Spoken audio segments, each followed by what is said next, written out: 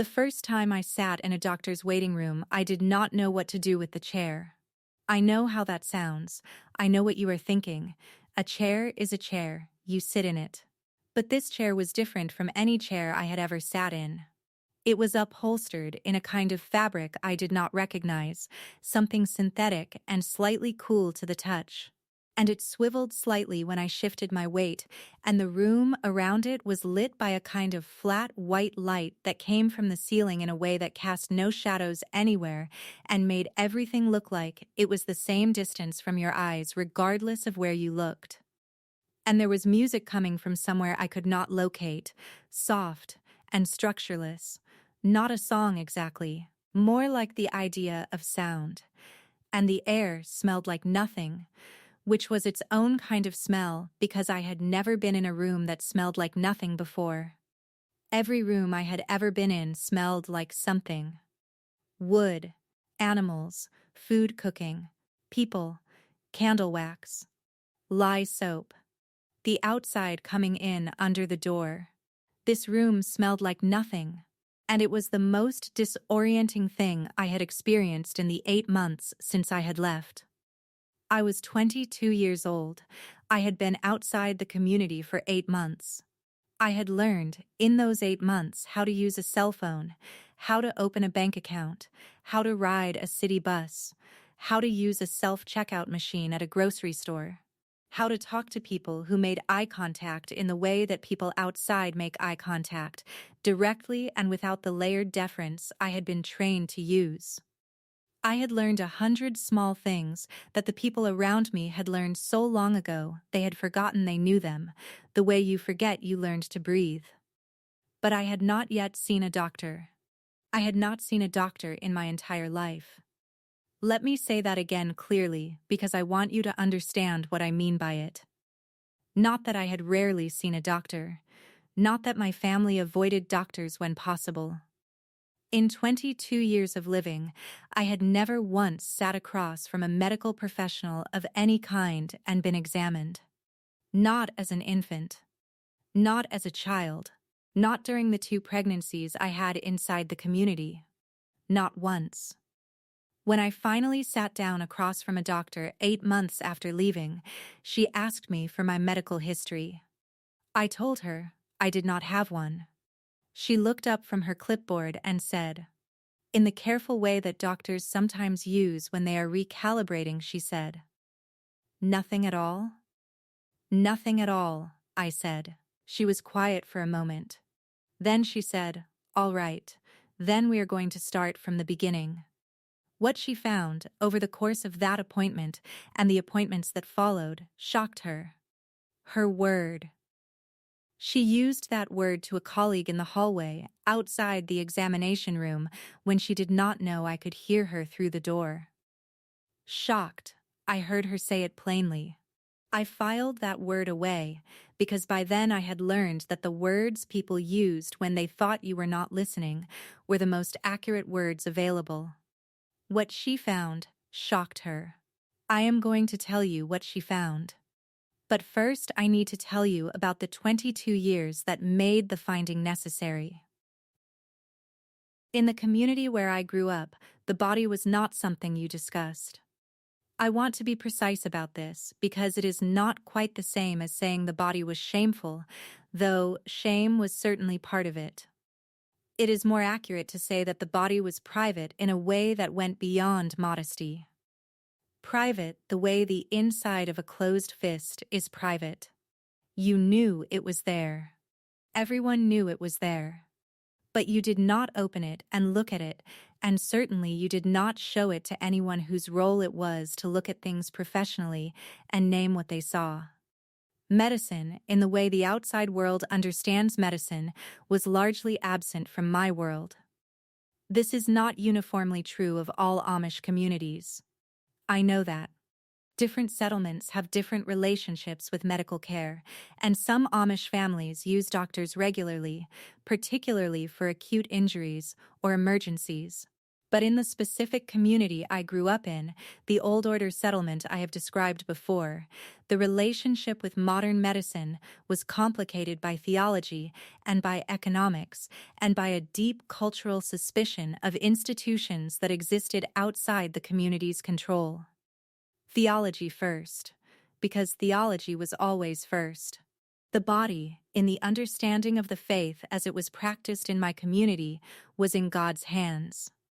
Illness was not random, suffering was not meaningless. There was a framework in which physical hardship was understood as part of the spiritual life, as something to be endured with patience and faith, as evidence of God's trust in the person being asked to endure it. This does not mean no one ever sought treatment for anything. It means there was a strong cultural bias toward endurance over intervention, toward prayer over examination, toward the laying on of hands from within the community before the laying on of instruments from outside it. Economic second, because money shaped everything even when we did not talk about money, which we largely did not. Medical care costs money. Amish communities do not carry conventional health insurance in most cases. They operate through community care systems, informal mutual aid, pooled contributions. This works for certain things. It does not work well for the kind of comprehensive, preventative, ongoing medical care that the outside world takes for granted. So even in families where the theological objection was softer, the financial reality created its own barrier. And then the cultural suspicion, which was perhaps the deepest barrier of all. Doctors came from outside. Doctors had been educated in institutions the community had no relationship with, by philosophies the community had not approved, toward conclusions the community had not been part of reaching. They spoke a language, literally and figuratively, that was not ours. They had authority that came from outside the chain of authority we recognized. And they asked questions. Specific, personal, detailed questions about your body and your history and your habits and your family. Answering those questions honestly meant opening something that was supposed to stay closed. It meant letting an outsider see inside the fist. So we did not go. We did not go for checkups. We did not go for preventative care. We did not go for the small things, the persistent coughs and the recurring headaches and the lumps that appeared and were worried over quietly and then either went away or became something bigger. We went occasionally for the biggest things. Broken bones. Severe infections that had gone too far to be managed at home. Difficult births that had become dangerous. For those things, sometimes, we went. But we went late, and we went reluctantly, and we went with the specific goal of addressing the acute crisis and then leaving as quickly as possible. I had never even been for that. In 22 years, I had never had a crisis large enough to override all of those barriers at once. I had been sick. I had been injured. I had given birth twice. I had done all of it inside the community, managed by the community, tended by women who knew what they knew from watching and from being told, and from the same accumulated generational knowledge that handled everything else. That knowledge was real. I do not want to dismiss it. The women who helped me through my 2 pregnancies were experienced and careful, and they cared about the outcome. But caring and being equipped are not always the same thing. I did not know what I did not know. That is the nature of not knowing things. I left the community when I was 21. I have talked about the reasons before, and I will not go through all of them again here. What matters for this story is the 8 months that followed. 8 months of learning how to live in a world that had been running without me for 21 years and had no particular obligation to slow down while I caught up. I lived, in those first months, in a kind of practical emergency that did not look like an emergency from the outside. I had a roof. I had food. I had people who were helping me. Organizations that work with people leaving closed religious communities, women who had done what I was doing and come out the other side. A caseworker who is patient with me in the particular way that someone is patient when they have seen this specific kind of disorientation many times before and have learned not to rush it. But inside, I was running the equivalent of trying to update every piece of software on a computer at the same time, while also learning what a computer was. Everything required knowledge I did not have. Everything. Not just the big things, not just the phone and the bank account and the bus system. The small things, too. The way you are supposed to make eye contact in a job interview. The way grocery stores are organized, which seems obvious until you have never been in one and you are standing in a fluorescent aisle that goes on longer than some fields I had worked, and you do not know what half the things on the shelves are, or how much any of it should cost, or whether the number on the label is the price. Or something else. The way you dress when you are not dressing according to a code that tells you exactly what to wear. I stood in a second-hand clothing store for 40 minutes once, completely unable to pick up a shirt, not because I did not want a shirt, but because I did not know how to want one. I did not know what my preferences were. I had never been asked to have preferences about clothing before. That is the thing people do not understand about leaving a highly controlled community. It is not just freedom that is disorienting. Freedom is disorienting, genuinely, unexpectedly, in the way that taking off a cast after months leaves the arm feeling wrong and exposed and too light. But it is not just freedom. It is the absence of every structure you use to navigate with. All of the invisible scaffolding that told you what to do next and where to stand and who you were in relation to everyone around you. When that scaffolding is gone, you do not feel free first. You feel like you are falling. In those 8 months, taking care of my body was not near the top of the long list of things I was trying to figure out. I was surviving. I was oriented toward forward motion, toward the next practical task, the next thing I needed to learn how to do. My body was the vehicle for all of that. It was working. It was carrying me from place to place. That was enough to ask of it for now. But there was a persistent thing. A tiredness that sleep did not fix. A heaviness in certain parts of the day that I had learned to manage by moving through it, by keeping busy, by not sitting still long enough for it to fully land on me. I had felt this for years inside the community, and I had understood it inside the community as the appropriate weight of a life that was asking something serious of you.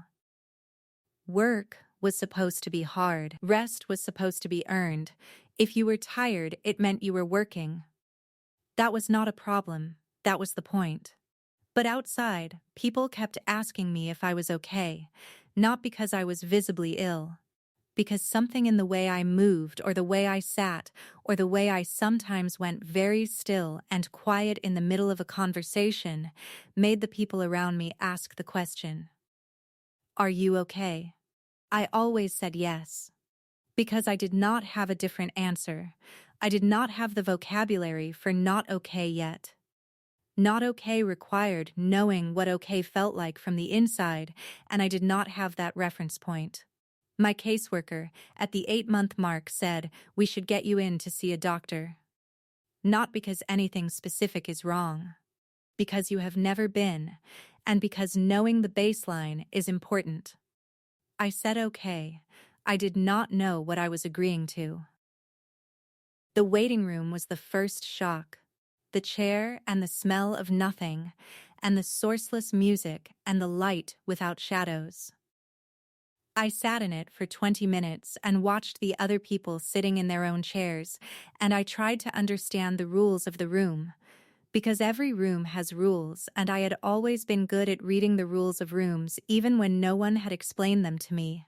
That was a skill you developed when you grew up in a world where the wrong move had consequences. But the rules of this room were opaque to me. People looked at their phones.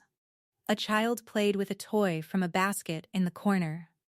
A woman across from me had her eyes closed and her head tilted back slightly against the wall, and I could not tell if she was asleep or praying or simply resting. No one spoke to anyone else.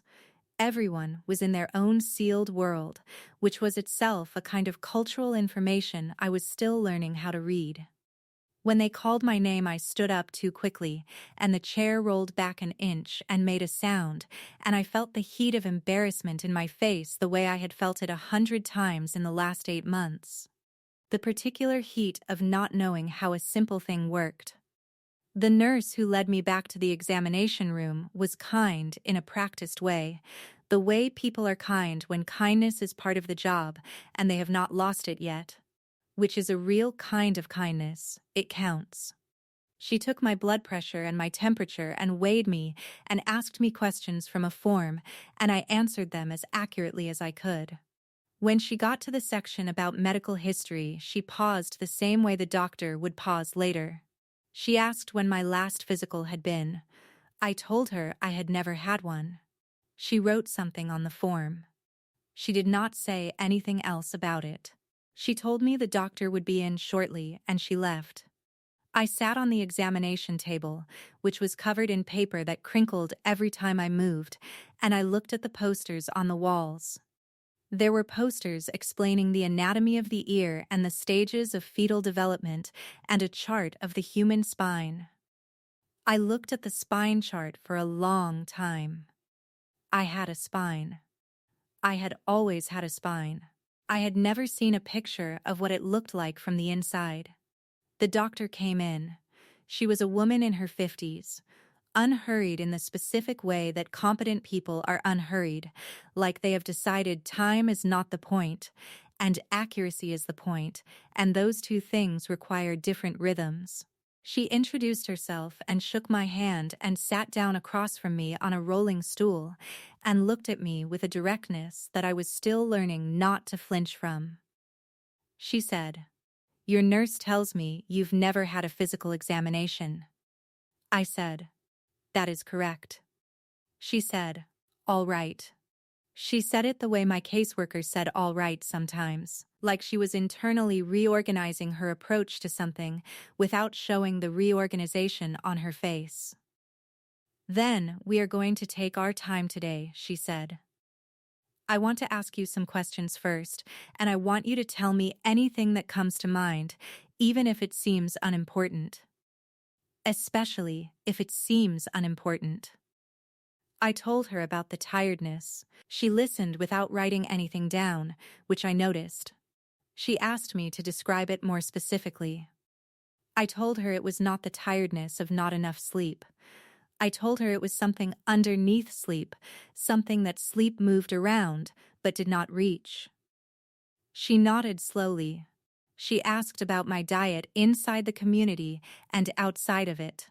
She asked about my energy levels at different times of day. She asked if I experienced cold in my hands and feet in ways that seemed disproportionate to the temperature around me. I said yes, I had always had cold hands and feet. I had assumed that was simply how hands and feet were. She asked about my cycles. I told her about the 2 pregnancies. She asked about the births, how they had been managed, by whom, what the recovery had been like. I answered as accurately as I could. She listened to all of it, and then she did a physical examination that was unlike anything I had experienced before, systematic and thorough and accompanied by a quiet narration of what she was doing and why, as though she understood that the explaining was part of what was needed here, that the examination itself was less frightening when it had a voice. When she pressed on my abdomen and asked if I felt any discomfort, I said no, and then immediately said, "Actually there." Yes. She pressed the same place again, more gently, and asked me to describe what I felt. I said it was not exactly pain. It was more like a fullness that did not belong there, something that had been there so long I had stopped registering it as unusual. She said, How long have you had this? I said, I do not know. Years, I think. Maybe always. She said, all right. She said it a third time. Then she went very still for a moment, her hands still resting lightly on the examination table beside me, and she looked at something past my shoulder in the way people look when they are organizing their thoughts. Then she looked back at me and said, I want to run some tests, some blood work, and an imaging scan. Is that all right with you? I said yes. I said it before I fully understood what I was agreeing to, which by then was becoming a habit. The blood work came back first. I will not go through all of the numbers because numbers are not the point, and I am not a medical professional, and I do not want to give you information that does not apply to your situation. But I will tell you what the doctor explained to me. Sitting in her office now, instead of the examination room, at the follow-up appointment 2 weeks later, with a folder on the desk between us that contained the results. She said, some of what I'm looking at here is consistent with long-term nutritional deficiency. Not acute malnutrition. Not the kind that shows on the outside in visible ways. The chronic, slow-burn kind that happens when a body spends years without consistent access to certain things it needs. Iron. Certain B vitamins. Vitamin D specifically, which she said was extremely low, below the threshold where the body can regulate certain functions properly, including energy production and mood regulation. I sat with that for a moment. Vitamin D sunlight. I had grown up outside. I had worked outside my entire life. I had spent more hours in sunlight than most people accumulate in a decade. And I was severely deficient in vitamin D. She explained why. My clothing, she said. The style of dress in my community covered virtually everything. Long sleeves, long skirts, a prayer covering over my head, an apron. In all those hours of sunlight, almost none of it had ever reached my skin. The body cannot produce what it needs from sunlight if sunlight cannot reach skin. I had been outside and functionally the same as inside, in terms of what my body could extract from the light. I did not know what to say to that. So, I did not say anything. She talked about the iron.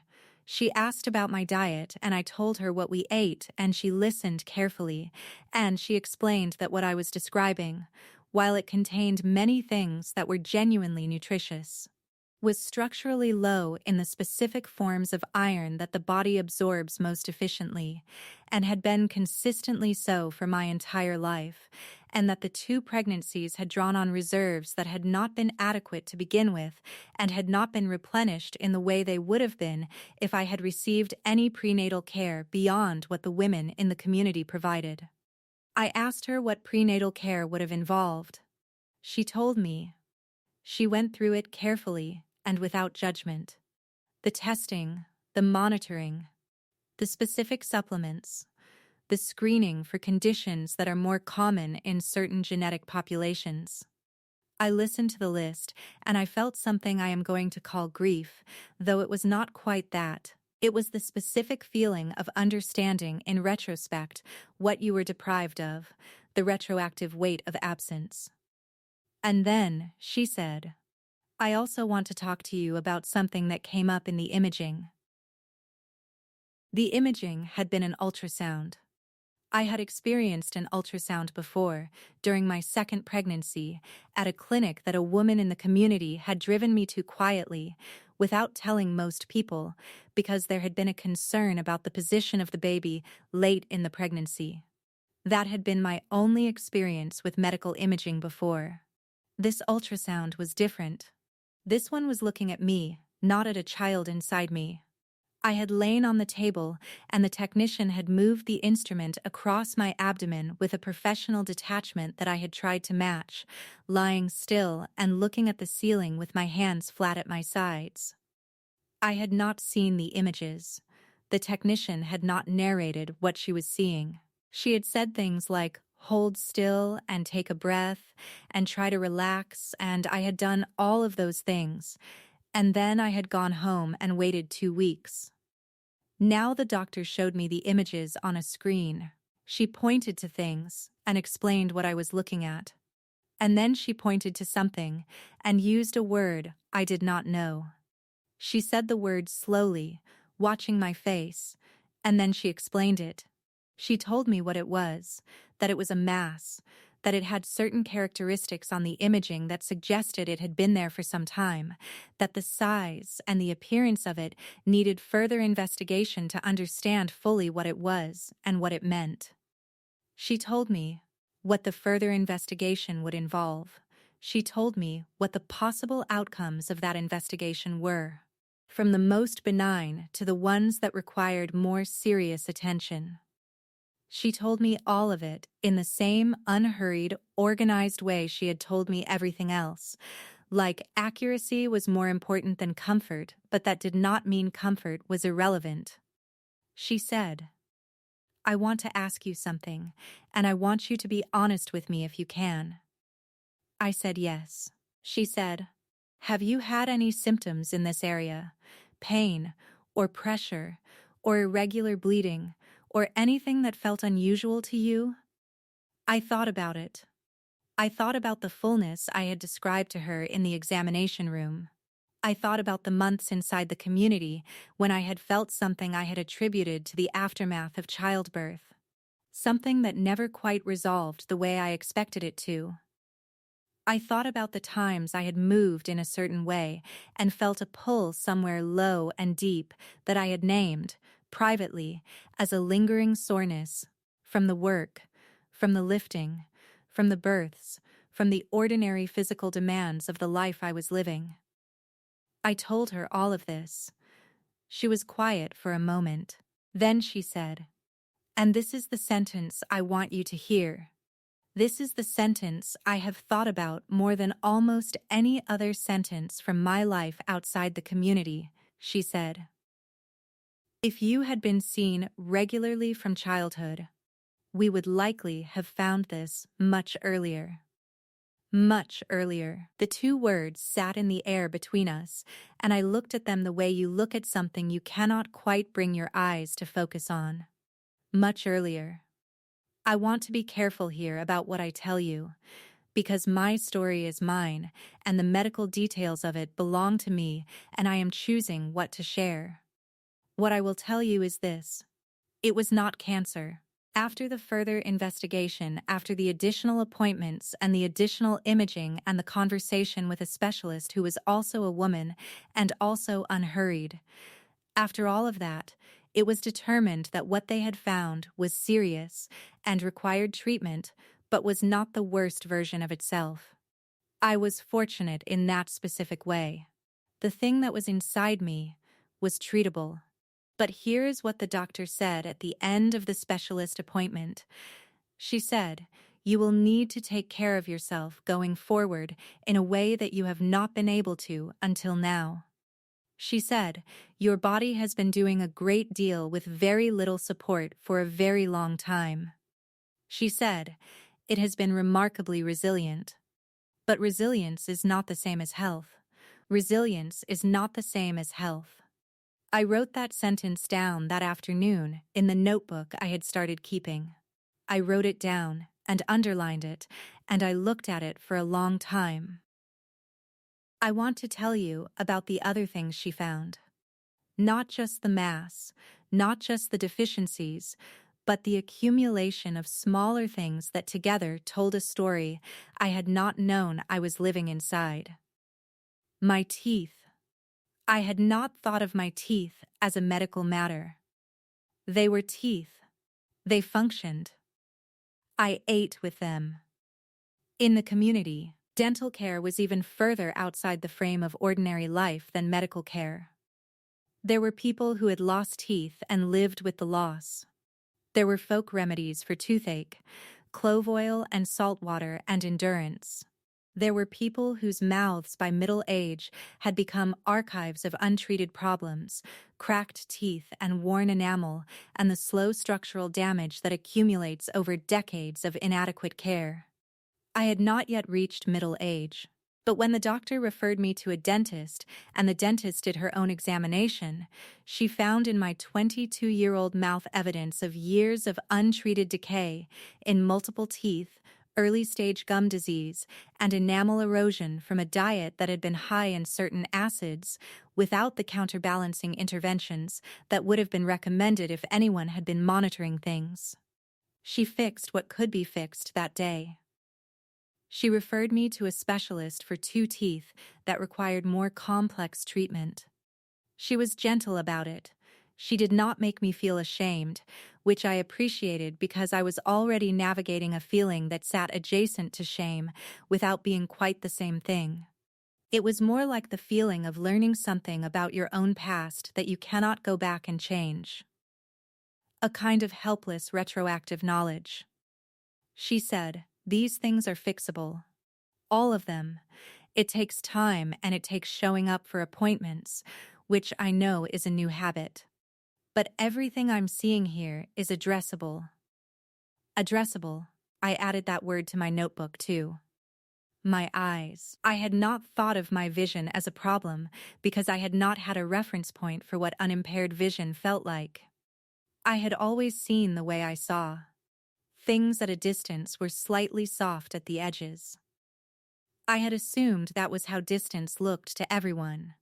It was not until someone at the organization helping me notice that I was squinting at a street sign and asked when I had last had my eyes checked, and I said I never had, and she made an appointment, that I sat in front of a machine that showed me, for the first time, what sharp looked like. The optometrist put a trial pair of corrective lenses on my face and asked me to look at the chart on the wall. I looked at it. I read the letters. They were clear and separate, and completely, unmistakably sharp in a way nothing at that distance had ever been clear and separate and sharp to me before. I sat very still for a moment. She said, "How does that look?" I said, "It looks different." She waited. I said, "I did not know it was supposed to look like that."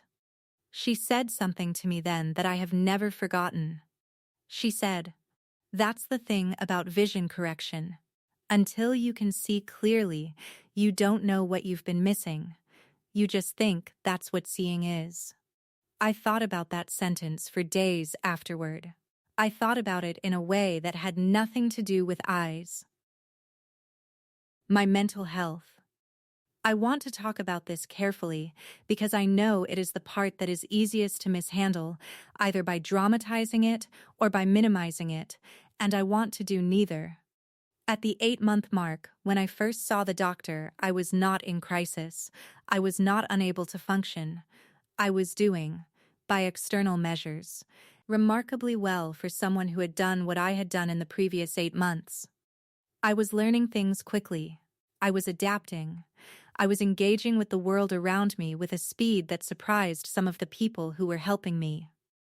But underneath the adaptation, underneath the learning and the forward motion, there was something that had no name yet. The doctor asked about my mental health in the same matter-of-fact way she asked about everything else. She asked about my sleep, not just the quantity of it, but the quality. She asked about my mood. She asked if I experienced episodes of feeling very low that lasted more than a few days. She asked about my appetite. She asked about my ability to concentrate. She asked about my relationship with the things I had left behind. I answered all of it as accurately as I could, which meant I told her about the nights that were still difficult, the nights that were not about crying anymore, the nights that were about something quieter and less dramatic than crying.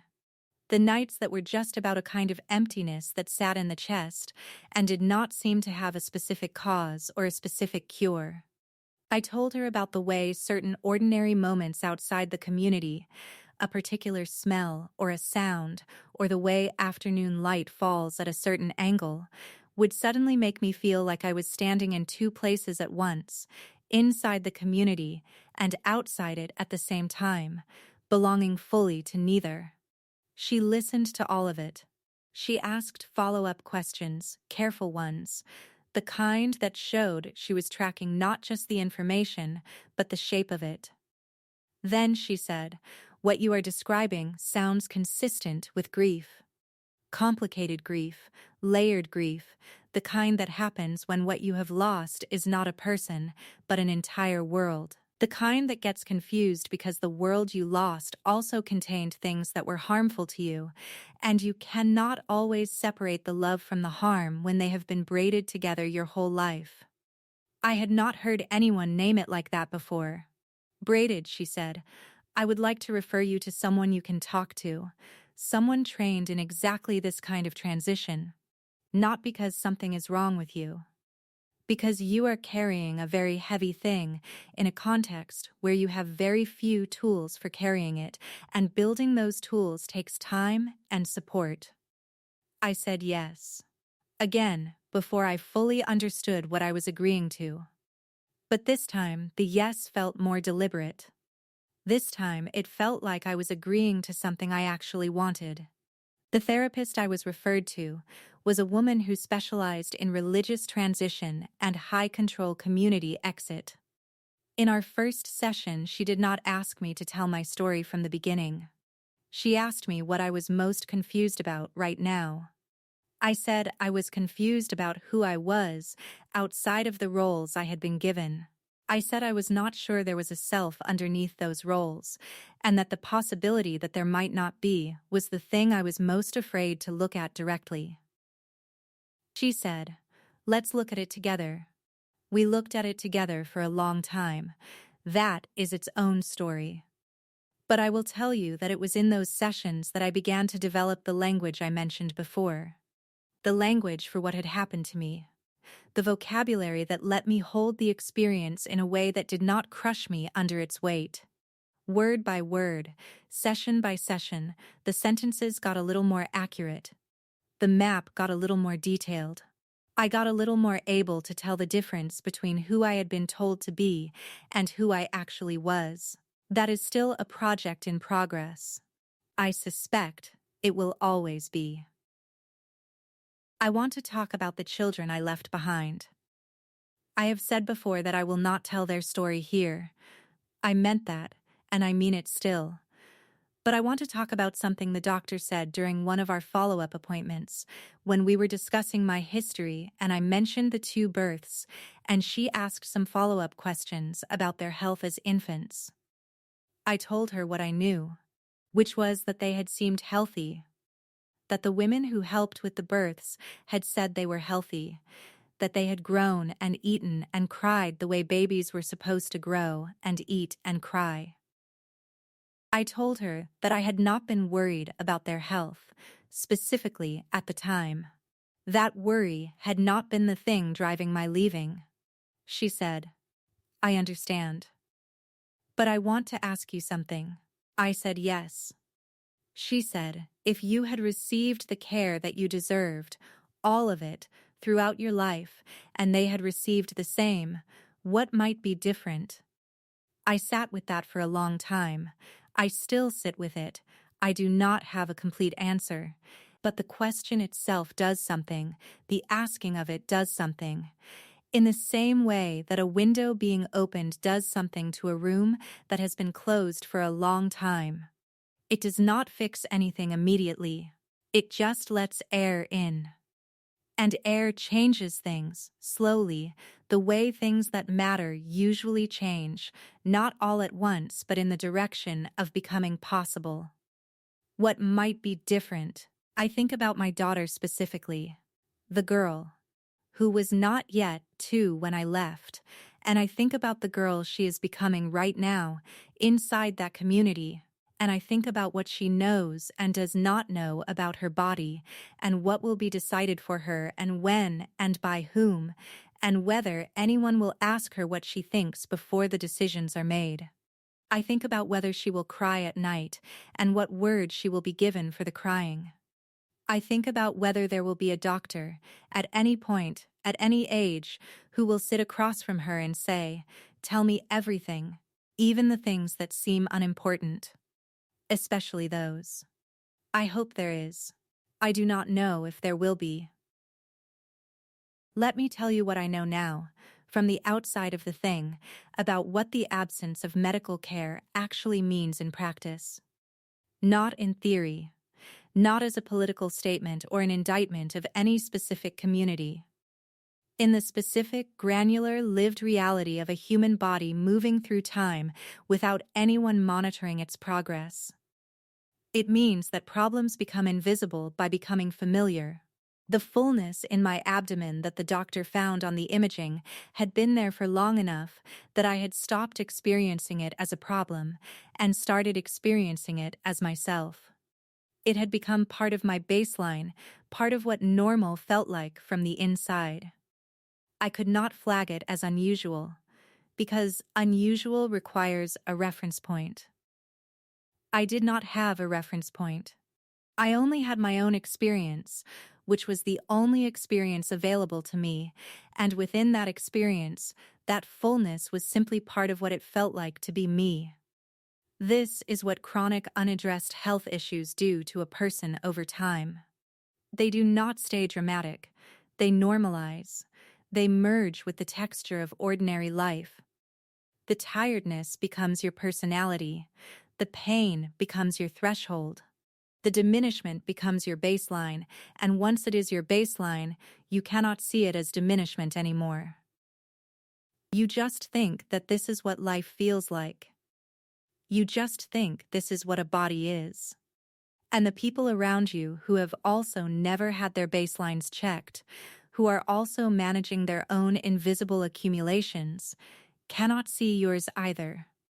So no one says anything.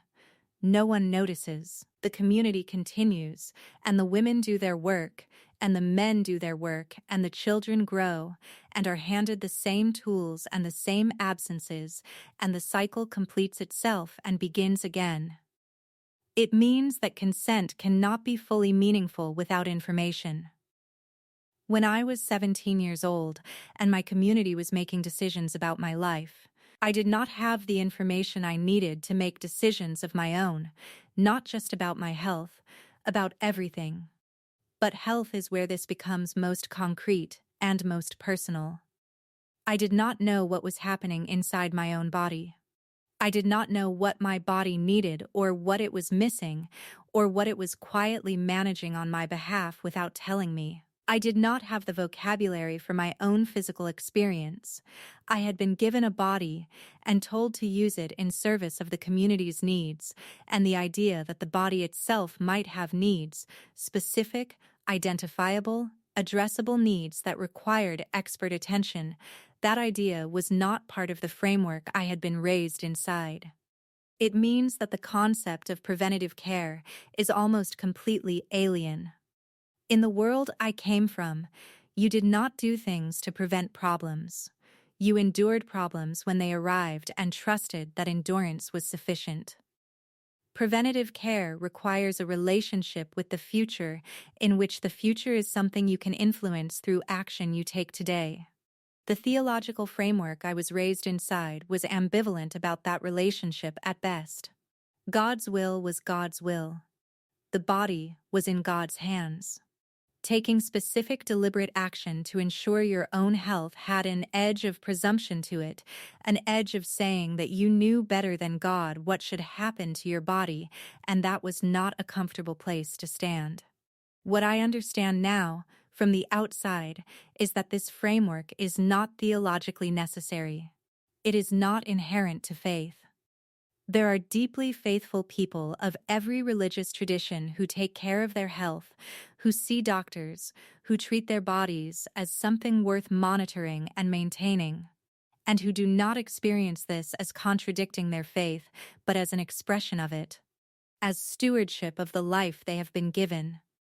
The framework I was raised inside was not the only possible framework for living in relationship with God. It was one specific interpretation, held by one specific community, that happened to have significant practical consequences for the bodies of the people inside it. I did not know that until I was outside. You cannot see the framework from inside the framework any more than you can read the label from inside the jar. I want to tell you what the first year of having a doctor felt like. Not the appointments, not the findings, but the emotional texture of it. Strange, first. Everything medical was strange in the same way that everything outside was strange, with the added dimension of strangeness that comes from the thing being about your own body, which you had been taught was private in a way that resisted the kind of examination that was now being performed on it. I felt, in the early appointments, a persistent low-level exposure. The way you feel when you step outside on a morning that is colder than you dressed for. Not unbearable, just present. A continuous awareness of being seen in a way you had not been seen before. Then, useful, somewhere around the third or fourth follow-up appointment, somewhere in the process of beginning to address the deficiencies and the mass and the teeth and the vision, the strangeness began to be replaced by something I did not have a word for at first. A kind of partnership, maybe. A sense that there was a person on the other side of these appointments whose job was to understand what was happening inside my body and help me make decisions about it. And that this was a legitimate use of both of our time, and that my body was worth that kind of attention. That I was worth that kind of attention. I had not experienced that before. Not like that, not from outside my own community. Not with the tools that medical knowledge makes available. The women inside the community had cared for me. I am not diminishing that. But caring for someone and having the tools to care for them well are different things, and I was experiencing for the first time what it felt like to be in the hands of someone who had both the care and the tools. It felt like being taken seriously. I want to say that again. It felt like being taken seriously. Not as a wife or a daughter or a community member or a vessel for anything, as a body that contained a person whose health had value in itself, not because of what the body could produce or provide or endure, but simply because it was alive, and alive things deserve to be cared for. I had never been told that directly. I am not sure I had ever believed it before. I started to believe it in those appointments. I am going to tell you something that I have not told very many people. In the weeks after the first appointment, in the weeks when I was waiting for the blood work to come back and the imaging to be scheduled, I had a conversation with myself that I am embarrassed by in retrospect, but that I think is worth telling you about, because I suspect I am not the only person who has had it. The conversation was about whether I deserved what the doctor was doing. Whether I deserved the attention, the time, the careful systematic examination of what was happening inside my body. Whether I deserved the treatment that was going to be recommended. This sounds like low self-esteem, and maybe it partly was. But it was more specific than that. It was rooted in a specific framework I had been raised inside that told me, not in so many words, not in a single direct statement, but through the accumulated weight of years of living it, that my body's needs were secondary. That a woman's body was primarily for the service of others, for work and for bearing children, and for the maintenance of the household and the community. And that tending to it as though its own well-being were the point was a kind of selfishness that the community did not have space for. I sat with that framework for a long time in those weeks. I sat with it in the same way I had sat with all of the other frameworks I had brought out of the community with me, examining it from the outside now that I had an outside to examine it from. And what I found, when I looked at it directly, when I really turned it over and held it up to the light, was that it was not theology. It looked like theology. It used the language of theology. It wrapped itself in faith and humility and the surrender of the self to God's will. But underneath the wrapping, what it was doing was keeping women in service. What it was doing was telling women that their bodies were not their own. What it was doing was ensuring that the maintenance of women's health, the monitoring and the tending and the taking seriously of women's physical experience, remained subordinate to the maintenance of the community, which required women's labor, which required women's endurance. which required women not to stop and ask whether their endurance was sustainable or whether there was a cost being paid that no one was accounting for. That is what I found when I held it up to the light. The community needed women who did not stop. The theology, as it had been handed to me, obligingly told women not to stop. And so it looked like faith, but it functioned like something else. I deserved the appointments.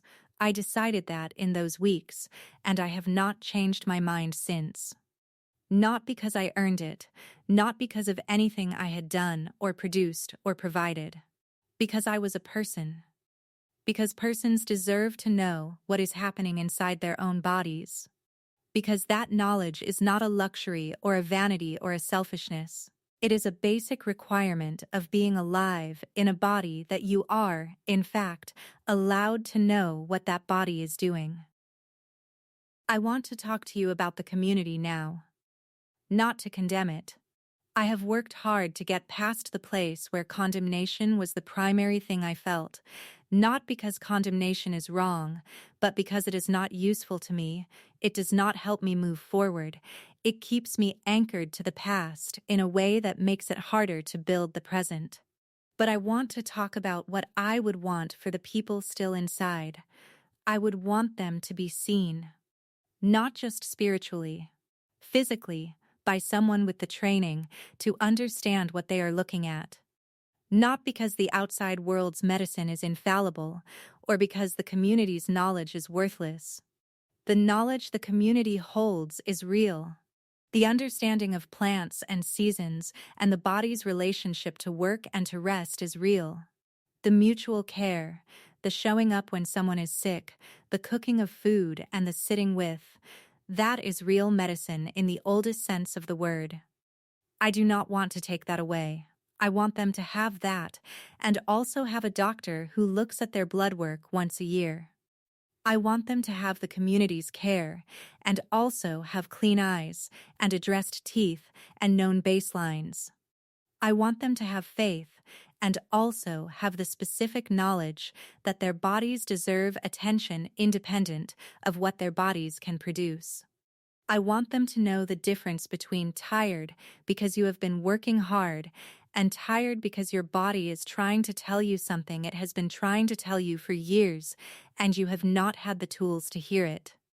I want them to have the tools. I want the women especially to have the tools. Not because men's health matters less, but because in the communities I am describing, in the specific balance of whose needs are centered and whose are subordinated, it is women who most consistently go without. It is women whose tiredness is most readily attributed to the appropriate weight of their responsibilities. It is women whose bodies are most consistently understood as instruments rather than as selves that require tending. I want them to be tended. There is a woman I know now, outside, who grew up in a different closed community than mine, a different faith, different rules, but a recognizable shape. She and I sometimes talk about the specific experience of encountering your own body for the first time as an adult, of sitting across from a medical professional and understanding that the professional is there for you, specifically. Not for the community or the family or the role you fill, for you. She said something once that I keep coming back to. She said, the strangest part was learning that my symptoms were allowed to be real.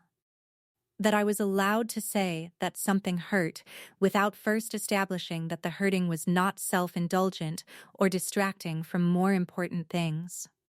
Your symptoms are allowed to be real. I want that to land the way it landed on me the first time she said it. Because I think for a lot of women, not just women from communities like mine, from communities of any kind or from no community at all, that sentence contains something they have not quite let themselves believe. That the signal your body is sending has inherent validity. That it does not need to be justified or minimized or weighed against other people's needs before it is allowed to be taken seriously. Your symptoms are allowed to be real. Go to the doctor. I know that sounds obvious, I know that for most of the people listening to this, it sounds like something so obvious it almost does not need saying. But I am saying it because there are people hearing this for whom it is not obvious, for whom the barriers are financial or cultural or theological, or the specific practical barrier of never having done it before and not knowing how. For whom the question of whether they deserve the appointment is not yet settled. You deserve the appointment. You deserve the follow-up appointment and the referral and the specialist and the second opinion and the conversation in the office with the folder on the desk between you. You deserve someone sitting across from you with the skills to understand what your body is doing and the willingness to explain it to you. You deserve to know your own baseline. You deserve to know what normal, actual normal, the measurable physiological kind, looks like for you. Not because you have earned it. Because you are a person. Because that is enough. The doctor, in our most recent appointment, said something that I want to end with because it has become one of the sentences I carry with me most consistently, one of the sentences I return to when I need to remember something true about who I am now and what I am doing with the life I have built outside the fence. She said, "You have made a lot of appointments this year." I said yes. Almost 20, across all the different practitioners I had been referred to. She said, "That is a significant accomplishment. Not because appointments are hard to make, but because each one of them represents a decision that your health matters. And that is a decision that, based on what you've told me about where you came from, was not available to you for a very long time." I said no. It was not. She said, "It is available now. It is available now." I have been available to myself in this specific way for a little over a year. There is more work to do. There is always more work to do, more to learn, more to address, more of my own history to understand, and more of my own present to build. The project of becoming a person who knows herself, physically and otherwise, who takes seriously the signals her own body sends, who treats her own needs as legitimate rather than as distractions from more important things, that project is not finished. I suspect it will not be finished for a long time. But I am available for it now. I am showing up for it. I am sitting in the chairs, even the swiveling synthetic ones in rooms that smell like nothing. And I am answering the questions, and I am letting someone with the training and the tools look at what is inside me and tell me what they see. I am learning to hear it. My name is Emily. The first time I saw a doctor, I was 22 years old. What she found shocked her. What it did to me was harder to name than shocked.